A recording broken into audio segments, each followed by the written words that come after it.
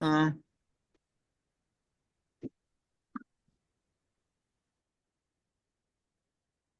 ഓം സർവമംഗളമാംഗല്യേ ശിവേ സർവാർത്ഥസാധികേ ശരണ്യേ ത്രംബകേ ഗൗരി നാരായണീ നമോസ്തുതേ.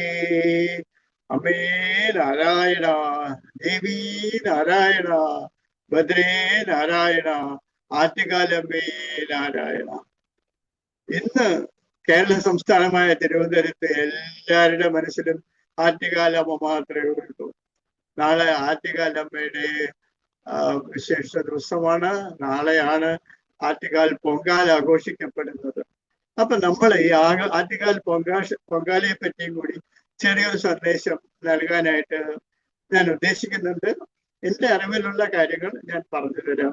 അതല്ലാതെ ഞാനൊരു വലിയൊരു സന്യാസിയോ ഒരു ഗുരുവോ ഒന്നുമല്ല. ഞാൻ നിങ്ങളെ പോലെയൊക്കെ ഉള്ള ഒരു സാധാരണ മനുഷ്യൻ തന്നെയാണ്.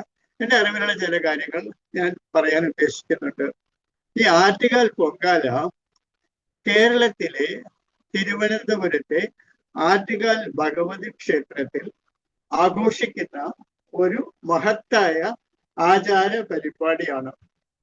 സ്ത്രീകൾക്ക് മാത്രമായി നടത്തുന്ന ഏറ്റവും വലിയ മതപരമായ കൂട്ടായ്മകളിൽ ഒന്നായി ഇത് കണക്കാക്കപ്പെടുന്നു. ഈ ഉത്സവം പാർവതി ദേവിയുടെ അവതാരമായ ആറ്റുകാൽ ഭഗവതിക്ക് സമർപ്പിച്ചിട്ടുള്ളതാണ്. പാർവതി ദേവിയുടെ അവതാരമായ ആറ്റുകാൽ ഭഗവതിക്ക് സമർപ്പിച്ചിട്ടുള്ളതാണ്. ഈ ഉത്സവത്തിന്റെ പ്രധാന ആകർഷണം പൊങ്കാല എന്ന പ്രത്യേക നിവേദ്യമാണ്. ഇത് ലക്ഷക്കണക്കിന് സ്ത്രീ ഭക്തജനങ്ങൾ സമർപ്പിക്കുന്നുണ്ട്. ലക്ഷം പോരാ, ആദ്യം 1000-ആയി, 10,000-ആയി, ലക്ഷമായി, ഇപ്പൊ 10 ലക്ഷമായി. ഈ കുംഭമേളയുടെ അടുത്ത് എത്തുമോ എന്നുള്ളത് തന്നെ സംശയം തോന്നുന്നുണ്ട്. കോടിക്കണക്കിന് ആൾക്കാർ വരാൻ സാധ്യതയുണ്ട്. ഇന്ത്യയിൽ നിന്നും പല ഭാഗത്തു നിന്നും ആൾക്കാർ ഇപ്പോ തിരുവനന്തപുരത്തേക്ക് വന്നുകൊണ്ടിരിക്കുകയാണ്. ഉത്സവത്തിന്റെ പ്രധാന ആകർഷണം പൊങ്കാല എന്ന നിവേദ്യം തന്നെയാണ്. പൊങ്കാല അരി, ശർക്കര, തേങ്ങ എന്നിവ ചേർത്ത് മൺപാത്രത്തിൽ പാകം ചെയ്യുന്ന ഒരു മധുര പലഹാരമാണ്. ഈ ആചാരം കുംഭമാസത്തിലെ ഫെബ്രുവരി മാർച്ച് മാസത്തിലെ 10 ദിവസം നീണ്ടു നിൽക്കുന്ന ഉത്സവത്തിന്റെ 9ാം നാളിലാണ് ഇത് ആചരിക്കുന്നത്. ക്ഷേത്രത്തിന്റെയും സമീപ പ്രദേശങ്ങളിലെയും വീഥികളിൽ, ഇപ്പൊ സമീപ പ്രദേശം മാത്രമല്ല തിരുവനന്തപുരം മുഴുവനും എന്ന് പറയാം, ക്ഷേത്രത്തിന്റെയും സമീപ പ്രദേശങ്ങളിലെയും വീഥികളിൽ സ്ത്രീഭക്തർ നിരന്നിട്ട് താൽക്കാലിക അടുപ്പുകളിൽ പൊങ്കാല പാകം ചെയ്യുന്നു.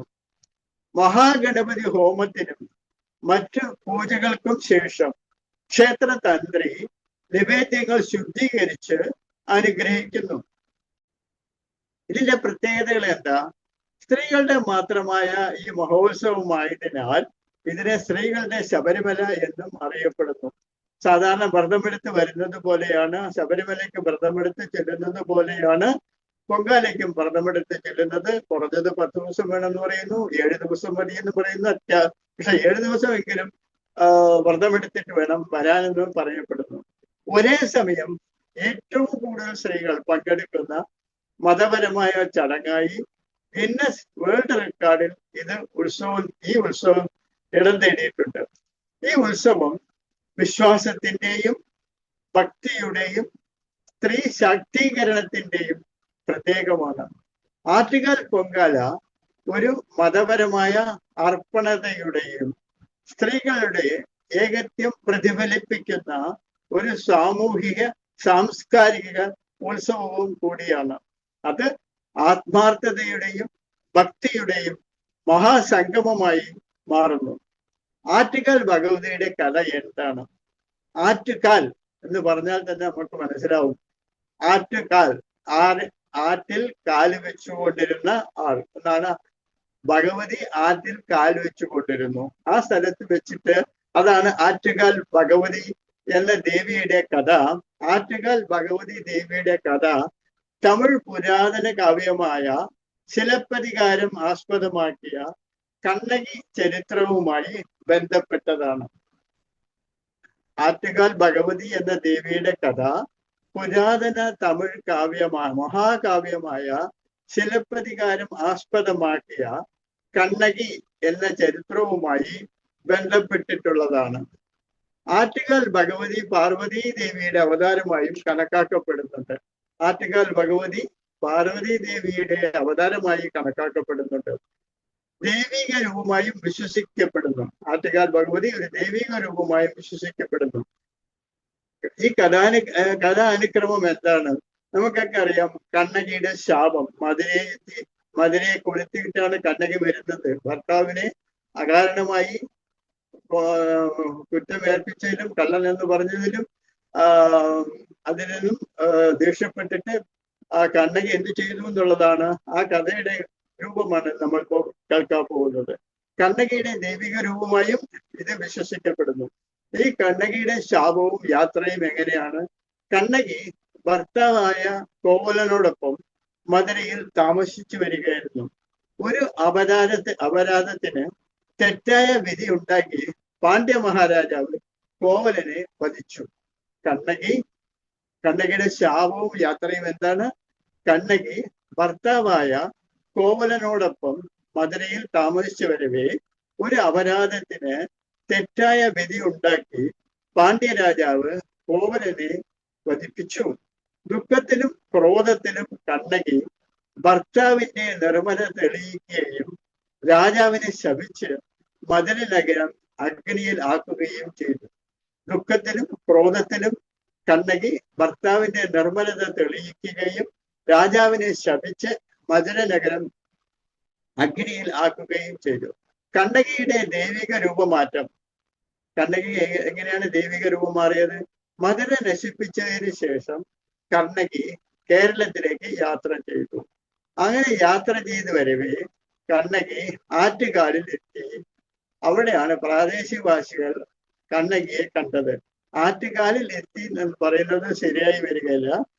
കരമനയാറ്റിന്റെ ഒരു സൈഡില് ഒരു ഇരിക്കുന്ന സ്ത്രീയെ കാല് ആറ്റിൽ വെച്ച് ഇരിക്കുന്ന ഒരു സ്ത്രീയെ ആ പ്രാദേശികക്കാർ കണ്ട സ്ഥലമാണ് ആറ്റുകാൽ.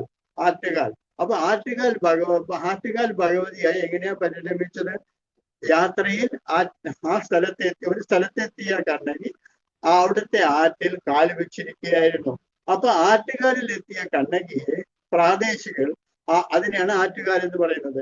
അവിടെ എത്തിയ കണ്ണകിയെ പ്രാദേശികവാസികൾ ആദരവോടെ സ്വീകരിക്കുകയും ആറ്റുകാൽ ഭഗവതിയായി പരിണമിക്കുകയും ചെയ്തു എന്നാണ് പറയുന്നത്. കണ്ണകിയുടെ ദൈവിക ശക്തി ആ നാട്ടുകാർ തിരിച്ചെടുത്തു.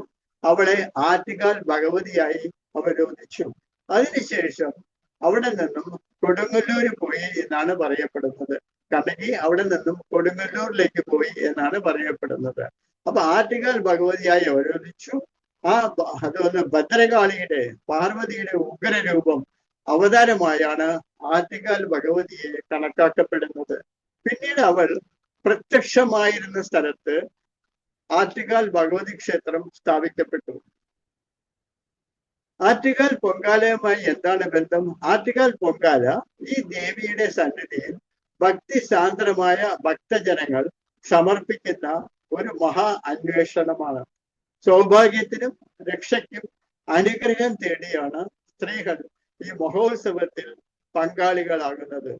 ആറ്റുകാൽ ഭഗവതിയുടെ ഇതിഹാസം ന്യായത്തിന്റെ വിജയം, ദൈവിക ശക്തി, സ്ത്രീകളുടെ മനോബലവും ആത്മവിശ്വാസവും എന്നുള്ള സന്ദേശം നൽകുന്നതാണ്.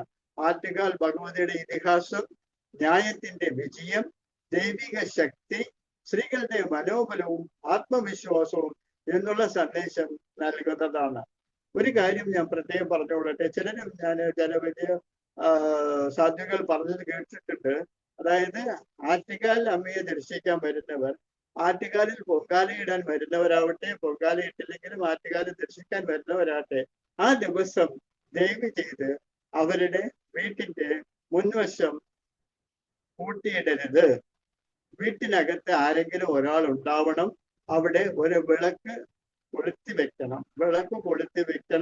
വീട് പൂട്ടിയിട്ട് ആറ്റുകാലമ്മയെ ദർശിച്ചു കളയാം, ആറ്റുകാലിൽ പൊങ്കാലയിട്ട് കളയാമെന്ന് ദയവ് ചെയ്ത് പോകരുത്. അത് വലിയൊരു പാപം കിട്ടും. ആ സമയത്ത് രാവിലെ 10 മണി തൊട്ട് 2 മണി സമയത്ത് ആറ്റുകാലമ്മ എല്ലാവരെയും ദർശിക്കാനായിട്ട് എല്ലാവരുടെയും വീട്ടിലേക്ക് ചെല്ലുന്നു എന്നാണ് ഐതിഹ്യം. അതുകൊണ്ട് അതുകൊണ്ട് ആറ്റുകാലിൽ വരുന്നവർ മറ്റേ പൊങ്കാല ഇടാനോ ഇല്ലെങ്കിൽ ദർശിക്കുവാനോ ഇല്ലെങ്കിൽ പൊങ്കാല കാണുവാനോ ഒക്കെ വരുന്ന ആൾക്കാര് ദയവ് ചെയ്ത് അവരുടെ വീട്ടിന്റെ മുൻവശം കൂട്ടിയിട്ട് വളരുത്. പിന്നെ വീട്ടിനകത്ത് ആളുണ്ടാവണം. അവിടെ ഒരു വിളക്ക് കൊളുത്തി വെക്കുകയും വേണം. എല്ലാവർക്കും നന്മ വരട്ടെ. സർവമംഗള മംഗല്യേ ശിവേ സർവാർത്ഥ സാധികേ ശരണ്യേ ത്രംബകേ ദേവി നാരായണി നാരായണി നമോസ്തുതേ. അമേ നാരായണ, ദേവി നാരായണ, ഭദ്രേ നാരായണ, ആറ്റുകാലമ്മേ നാരായണ.